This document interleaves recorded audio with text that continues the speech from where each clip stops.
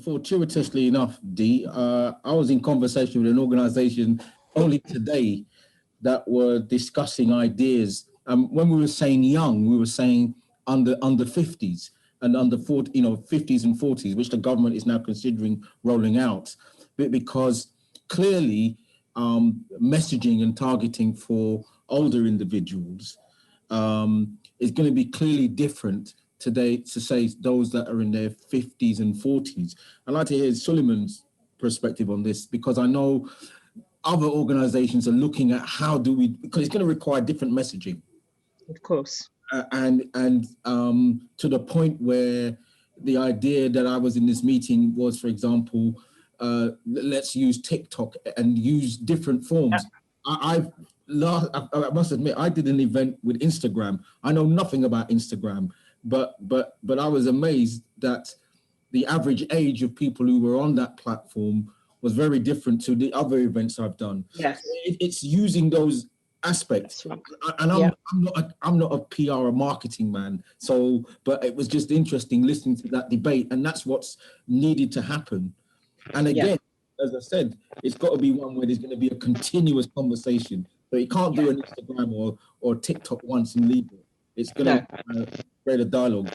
And I think the other thing really, actually talk and listen to young people. Yes. What their concerns are. Yes. And then go accordingly. And I'm only saying that because I did that on one of my radio shows the other day, and I realized that the young ones are not looking forward to it. So I'm hoping that the public health people here in Luton and Bedfordshire will be really considering of a strategy to deal with that. Thank you for your response. Thanks. Suleiman, you wanted to say something to add to it this week? Thank you, Bishop. I think it's an excellent question.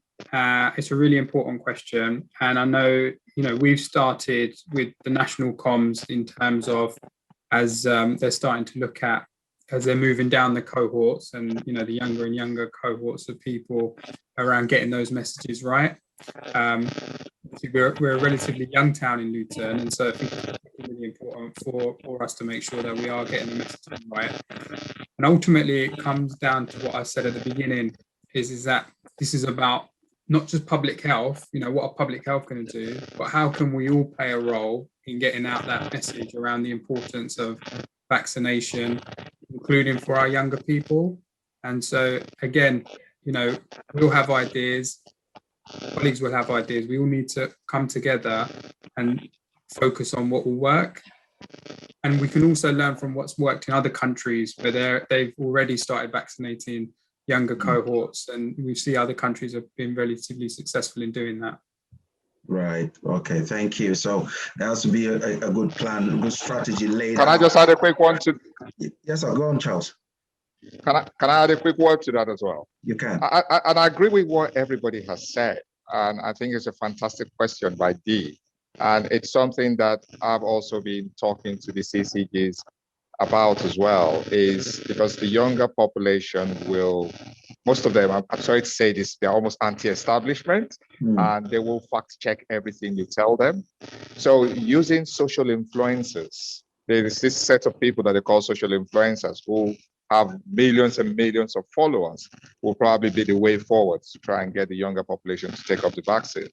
And I've also suggested that for you to be able to get them on board, TikTok is a great idea. It's trying to make the vaccine also look cool.